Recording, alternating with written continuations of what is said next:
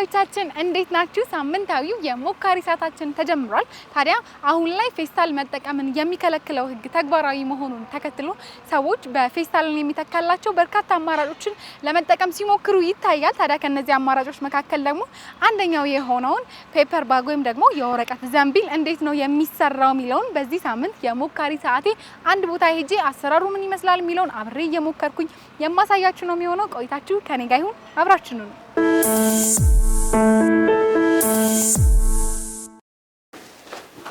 ሰላም እንዴት ነሽ? እንኳን ሰላም መጣሽ። እንኳን ደህና ቆየሽ። ሰላም ነሽ? ተስፋዬ መኮንን እባላለሁ። አንቺ የመጣሽበት ድርጅት ኤኮ ፔፐር ይባላል። የኤኮ ፔፐር በዋናነት ወረቀትና የወረቀት ውጤቶችን የሚያመርት ድርጅት ነው። ስለዚህ ዛሬ ወረቀቶች ታወጫለሽ።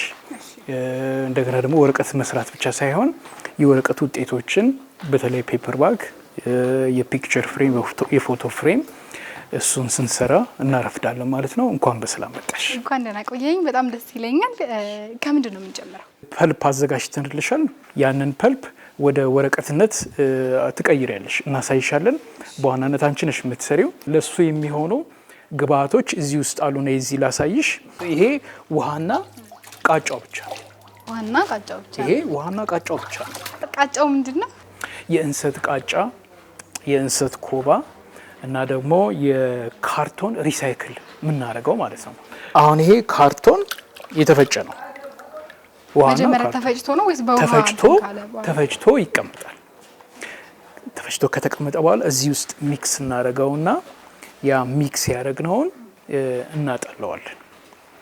ሀሳቡ በዋናነት ከእንጀራ መጋገር ጋር በጣም ተቀራራቢ ስራ ነው። አሁን ለእንጀራ ሊጥ አይደለም የምንለው፣ ለወረቀት ደግሞ ፐልፕ ነው የሚባለው።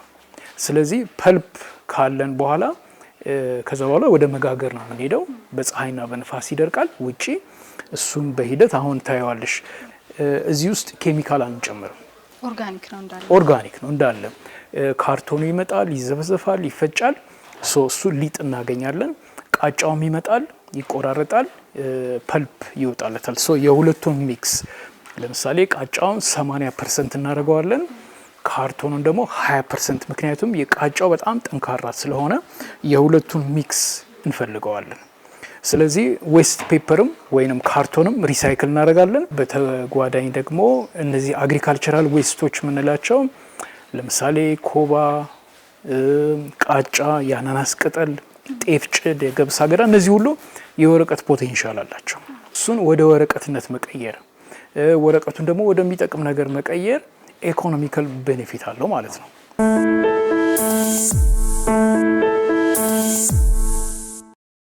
ይሄ ምንድነው? ማጥለያ ነው። ማጥለያ ነው። አዎ ትችላለሽ። እንዴት ነሽ?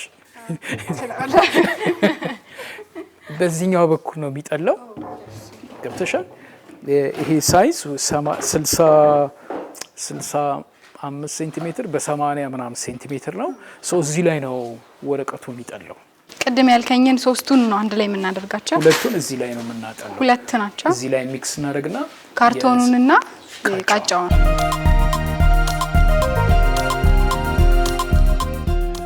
እንጀራ ጋግረሽ ታገልሻለህ። በጣም ብዙ ሲወፍን እንደውም ታረጊው አቀጥናዋለሁ። በምን?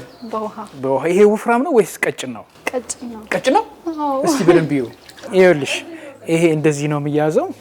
በመጀመሪያ ትንሽ እናርሰዋለን። ቆይ እኔ ላድርገው። መጀመሪያ እናርሰዋለን፣ ምክንያቱም እንትኑ ኔቱ እንዲመቸው ማለት ነው።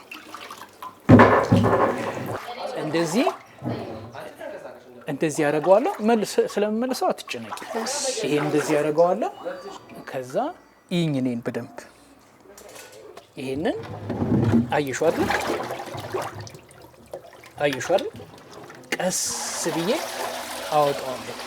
ከዛ እዚህ ላይ አስቀምጠዋለሁ። ከዛ ይሄንን ወደ አነሰ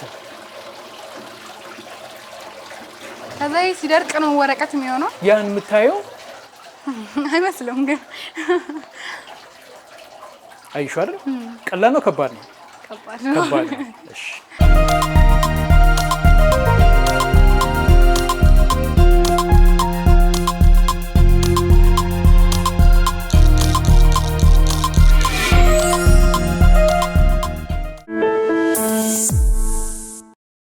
ቅድም ያጠለልነው ወረቀት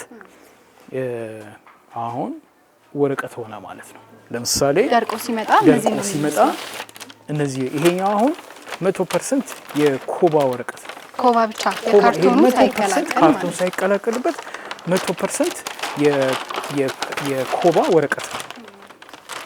ለፔፐር ባግ ለሌላ ጥቅም ይኖራል። ይሄ በጣም ለራፒንግ ይሆናል። ይሄ በጣም የምንወደው ወረቀት ነው። ይሄኛው ደግሞ ቅድም የሰራ ነው። ይሄኛው 100% ቃጫው ብቻ ነው። ይሄ ቃጫው ብቻ ነው። ትንሽ ነጣ ያለብሽም ለሱ ነው እኮ ያቺኛዋ ጠቆር ቡኒ ነገር ናት። ይሄኛው ደግሞ እንደ ከስተመሩ ፍላጎት 80% ቃጫ 20% ደግሞ ካርቶን የተፈጨ አንድ ላይ ሚክስ ተደርጎ ስለዚህ ቅድም ያወጣነው ይሄ ነው ማለት ነው። ቅድም ያወጣነው ወረቀት ይሄኛው ወረቀት ነው ማለት ነው። ምን ያህል ደቂቃ ወይ ሰዓት ነው ፀሐይ ላይ የሚቆየው? ፀሐይ ላይ ዩዥሊ በ4 ሰዓት ያህል ሊፈጅ ይችላል። በ4 ሰዓት ውስጥ ይሄን ቴክስቸር በ4 ሰዓት ይሄን እናገኛለን። ስዕል ለመሳስ ይሆናል። ይሄ ነገር ለመሳያ ይጠቀሙበታል ማለት ነው። ይሄ በጣም ለብዙ ነገር ይሆናል። ይሄ ምንድነው ትልቁ ነገር ቅድም የነገርኩሽ አብዛኛው የሚጣለውን ነገር ተጠቅሞ ሪሳይክል አድርጎ ወደሚጠቅም ነገር አንደኛ አወጣ ነው። አሁን ከዚህ በኋላ ያለው ስቴፕ ወሳኝነት አለው።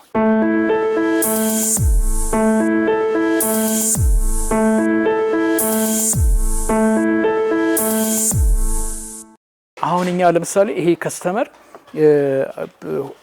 ግማሽ ኪሎ ማር በዚህ ውስጥ አድርጎ የሚሸጥ ከስተመር ነው ያለን። ኦርደር አለን። ይሄንን አሁን እቺ ልንሰራ ነው። ቅድም ያወጣሽው ወረቀት ደርቆ ወደዚህ ልንቀይረው ነው። ስለዚህ 80% ቃጫ 20% ካርቶና ማለት ነው። ስለዚህ እሱ ነው አሁን እቺ ሳይዝ ቁመትና ጎኖ ወደ 45 ሴንቲሜትር እና 23 ሴንቲሜትር ወረቀት ይፈልጋል እቺን ለመስራት። ስለዚህ አሁን ሜዠር እናደርጋለን።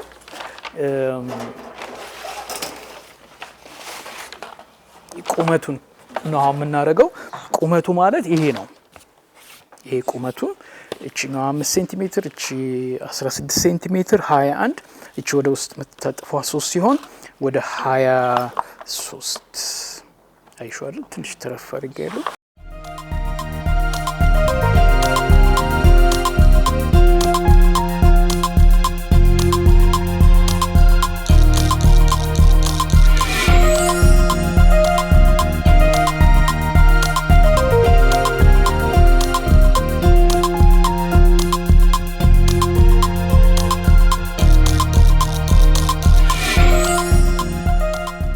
ይሄ ሰርኩላር ኢኮኖሚ የሚባለው ትልቁ ሀሳብ ምንድነው? ማንኛውም ፋብሪካ ዌስት አለው እና ያ ዌስት ምንድነው የሚሆነው ነው ትልቁ ጥያቄ። አሁን ይሄ ምንድነው የምናደርገው ነው ጥያቄው። ይሄ የሚገርምሽ ተሰብስቦ ሄዶ እንደገና ይፈጭና ሌላ ወረቀት ሆኖ ይመጣል ከአዲስ ማለት ነው። ስለዚህ ምንም ዌስት ሆኖ የሚጣል ነገር አይኖርም። ይሄ ራሱ ገንዘብ ነው። አሁን ወረቀትሽን ያዢ። እሺ ወረቀትሽን ይዘሽ at the end of the day ይሄንን ሰርተሽ መገኘት አለብሽ።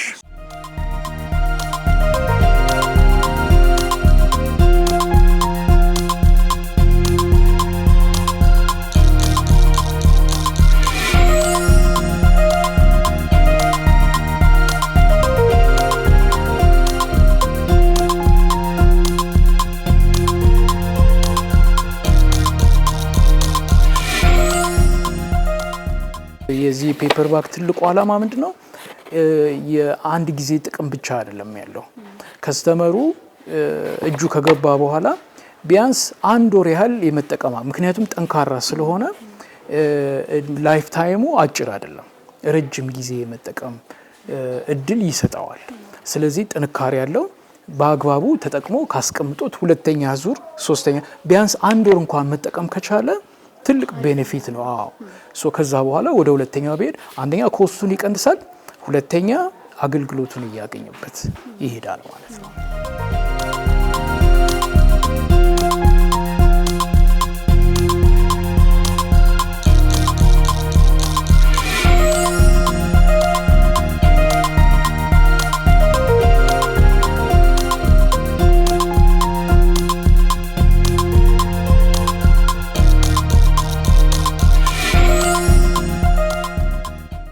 መያዣዋንስ በምንድን ነው የምንይዛት? እንደዚህ ማንጠልጠለያ መያዣዎቹ አብዛኛው በእነዚህ እንትን ነው የምንሰራው።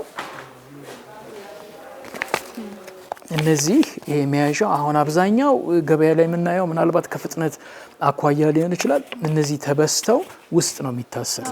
እንደዛ ነው የማያብዙ። የኛ ግን ውስጡ ላይ ነው አታች የምናደርገው። እዚህ ላይ በደንብ ተደርጎ ይጣበቃል። ወረቀቱንም አይቀደውም። ወረቀቱን አይቀደውም።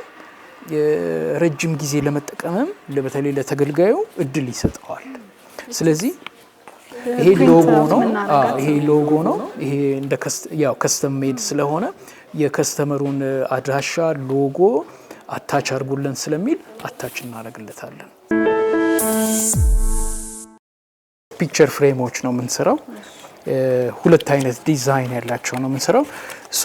አሁን ወደ እሱ ማጣበቅ ነው የምንሄደው። አንደኛውን ፓርት ሳሳይሽ አንቺ የሚቀጥለውን ትሰሪዋለሽ። ከዚች ከኮርነር እዚህ ቀዳለው።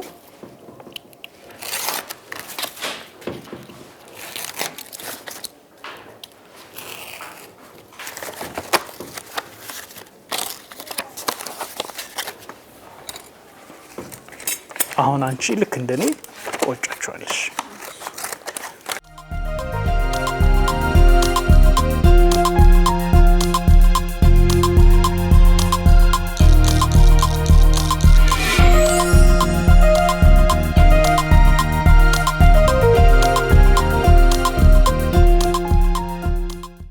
ስለዚህ ጨረስን ማለት ነው። ይሄን ጨረስን።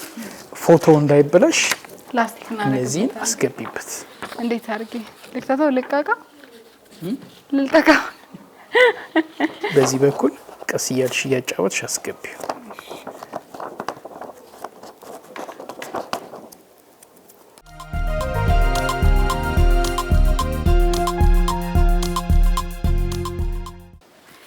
ፎቶውን ከዚህ ስር እናደርጋለን ማለት ነው።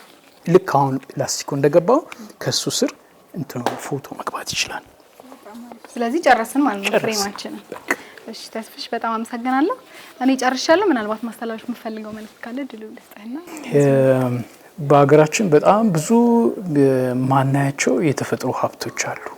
እነሱን ቀረብ ብለን በማየት ቴክኖሎጂ በመጨመር ወደ አንድ ፕሮዳክት በመቀየር ራሳችንን በመቀየር አካባቢያችንንም መቀየር እንችላለን የሚል መልእክት ነው ማስተላልፈው።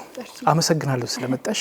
ጥሩ ጊዜ እንደነበረን ተስፋ አደርጋለሁ። በጣም ደስ ብሎኝ እንጂ አድርጌ ነው ሁሉንም ስሞክር የነበረው። ሙከራ ላይ ግን እንዴት ነኝ? አይ ጎበዝ ነሽ።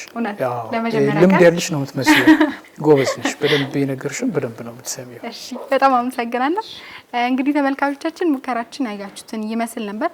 ፎቶ ፍሬም ሞክሬያለሁ። ፔፐር ባግ እንዴት ነው የሚሰራው የሚለውን ከመሰረቱ ጀምረን ነው የሰራ ነው። አሁን ቆይታችሁ ከኛ ጋር ይሁን፣ የትም እንዳትሄዱ።